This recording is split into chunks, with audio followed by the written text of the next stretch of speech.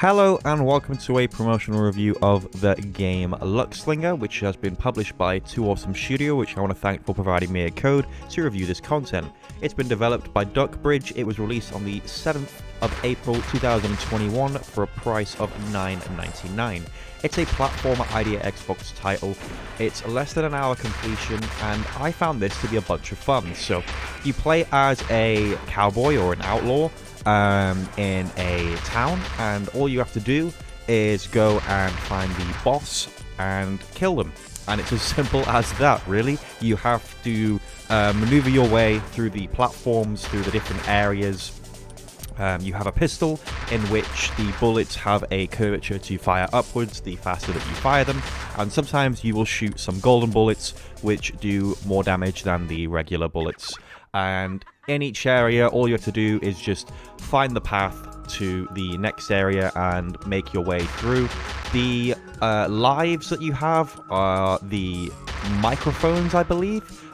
You also have coins as well throughout the game, in which you can use for several different things. There is a store where you can buy a golden knife and extra hearts, I think. And there's also places you can use to gamble your money to get things like bombs and other different types of weaponry. There's also this luck side to it, as in with the title. So in the top left of the screen, you will have a ring in which fills up the more that you collect of the golden things that drop from enemies.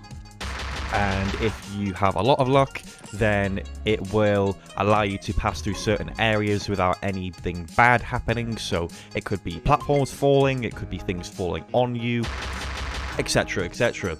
And the tutorial just teaches you the basics of the game and how to play it.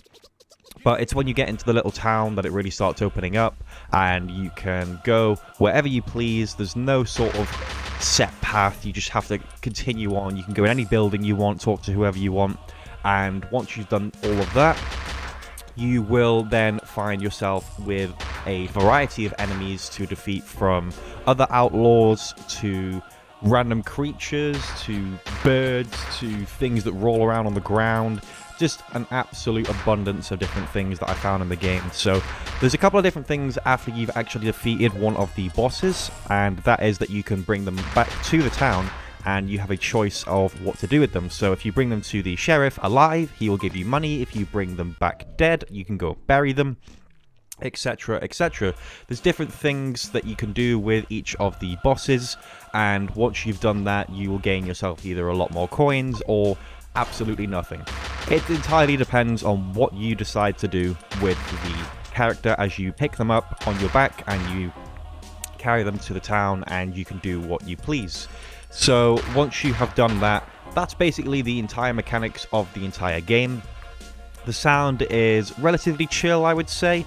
Graphic wise, it's very pixel style and it's extremely retro, I would say, with a slight upgrade as to what the new consoles can allow the player to do. It's nothing in sort of a stretch to some of the big AAA titles out there, but it's one of those games that a lot of people would look over, and I would recommend playing it. The content that you get for the price is worth it, in my opinion. The characters have a lot of different lines that you can read through, so if you like a lot of reading in your games, then you can read until your heart's content, because there's a lot of different lines in these games. And you do have collectibles throughout. There's also the checkpoints, which are these gramophones throughout the game, and once you go past these gramophones, it will activate that checkpoint.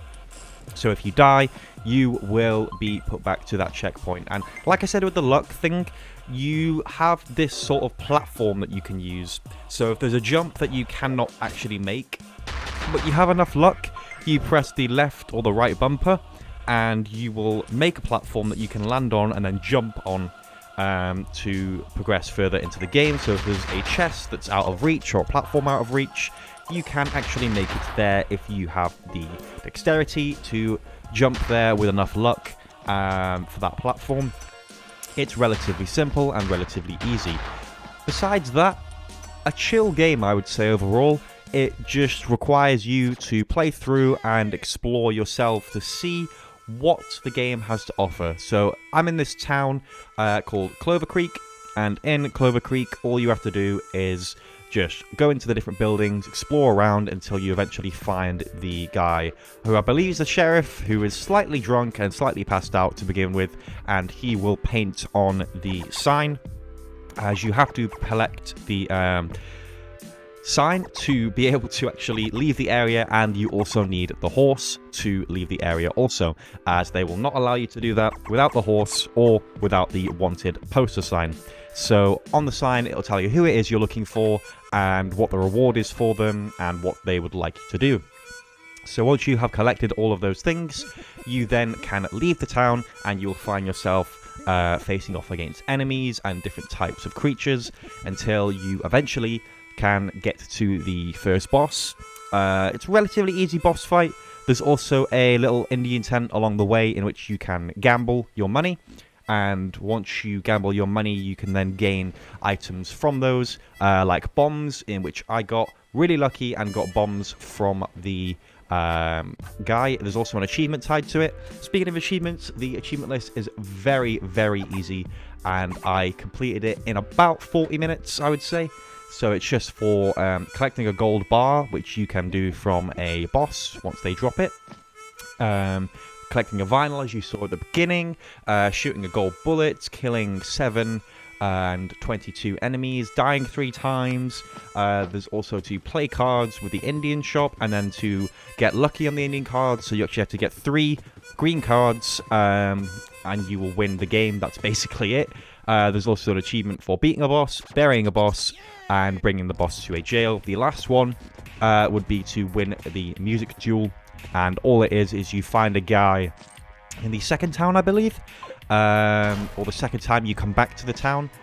He's leaning up against a tree on the far left, and you go to the left of the screen and it'll bring you to the musical duel, and all you have to do is wait for the music to stop and then press the X button to shoot, and if you do that successfully, you will win yourself that achievement. It's really quick, really simple, but I feel like the game has a lot more to offer than I've played of it, so I would suggest going and playing it. If you like these sort of style of platformer games, it can be a little bit titchy at times with the controls, and it can be a little unfair at times, I've found too, with the reloading sometimes, because you reload with Y, and once you reload with Y, sometimes it doesn't load all the bullets in the chamber if you're too quick, and I found a bit of a glitch where it wouldn't load all of them, so it would load like 1 or 2, and then I wasn't able to load any more than that, and it was strange, but I was still managed to like progress through the game. It was relatively simple once I'd got past that point, and as I'm coming up to the Indian tent here, you will see me gamble and win on my first attempt, which was extremely lucky. You will need to collect as many coins as you can to keep gambling. $2 every time you want to play that game. So I'm going to go ahead and review the game now. So I would probably give this game I want to say it's very average, but I would recommend it to players that have enjoyed these kind of games. The music's chill, the graphics aren't anything special, but the game overall has probably a lot more content than I played of it, so I'm going to give this a 7.5 out of 10. That's what I'm going to stick with, as I feel that's a fair score for it. And if you disagree with me, let me know down in the comments, and I will reply to every single one.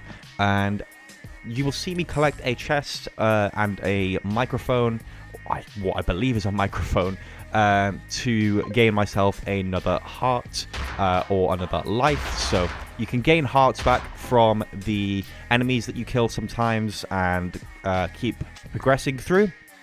Besides that, I would recommend this game to people that enjoy the platforming style genre, and if you're not keen on the platforming game, give it a go. I would recommend it if you're not keen on the platforming games too, as I feel it's not just all about the platforming in this, it's more about learning about the story and the progression of the different bosses and seeing what the game has to offer for you. But that's it, guys. That's all I've got to say about this game. I hope you've enjoyed this video. Go ahead and leave a like if you did, and I will see you all in the next one.